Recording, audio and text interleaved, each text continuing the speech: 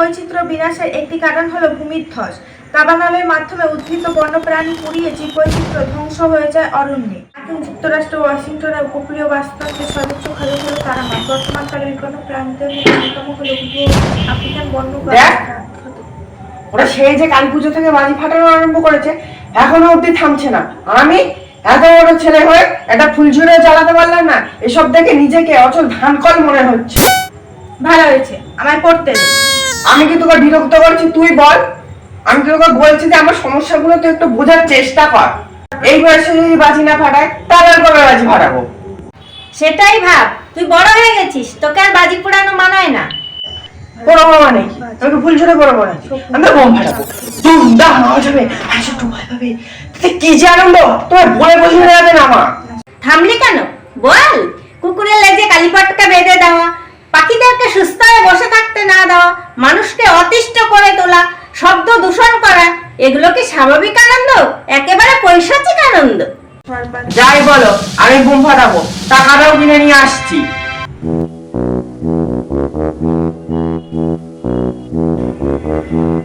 এদের জ্বালায় আমি পড়তে পারছি না তো। চুপ করতে বলছি না বারবার করে, শুনতে পাচ্ছিস না? মনে কোথা ঢুকছে না?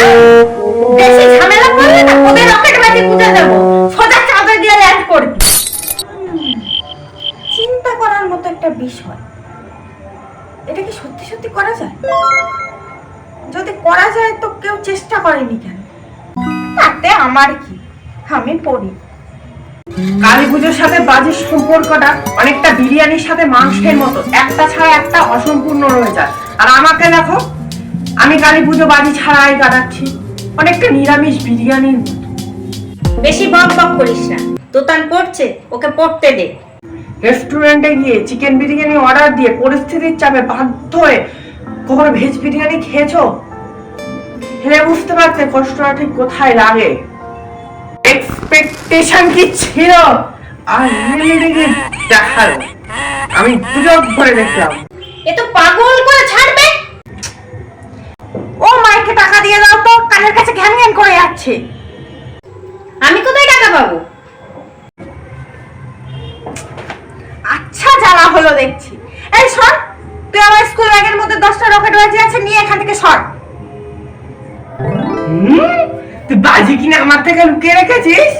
ও, আমি বাড়ি থেকে একটুখানি এদিক ওদিক বেরোলে তুই একা একা গুলোকে ফাটা দি, তাই না? ছাড় তো পর দিদি ভাই একটা।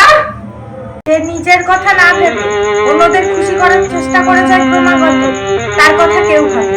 মাকে দেখিস না, মা আমাদের সবার কথা ভাবে। আমরা কি সেভাবে মায়ের কথা ভাবি? তুই ঠিক বলেছিস। এখনো খুব বেশি দেরি হয়নি, এবার থেকে শুধু নিজের কথা ভাববো আর তার মাঝে স্বার্থপর হব। আমি কখন সেটা বললাম? এই তো বললি। মাথা মোটা তোকে এমনি বলি না। আমি বলেছি অন্যদের কথাও ভাবতে হবে, সেটা নৈতিক দায়িত্ব এবং সহানুভূতিশীল মানুষের লক্ষণ। তা বলে নিজেকে অবহেলা করে অন্যের কথা ভাবাটা জরুরি নয়, সেলফ লাভটাই বেশি জরুরি। একটা স্বার্থপর মানুষ নিজের স্বার্থটাকে জাস্টিফাই করছে সেলফ লাভের নাম দিয়ে। কি করেছি আমি?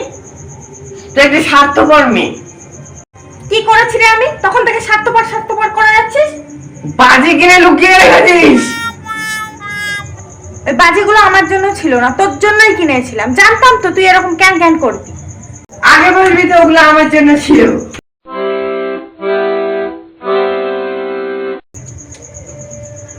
আগের রকেট বাজিগুলো টুপি ছিল, এগুলো তো টুপিও নেই। জামা কাপড় পরিয়ে দিয়েছে তাতে হচ্ছে না, বাজির আবার টুপিও চাই? কুচি পরিনি, আমি ছাড়ে গেলাম।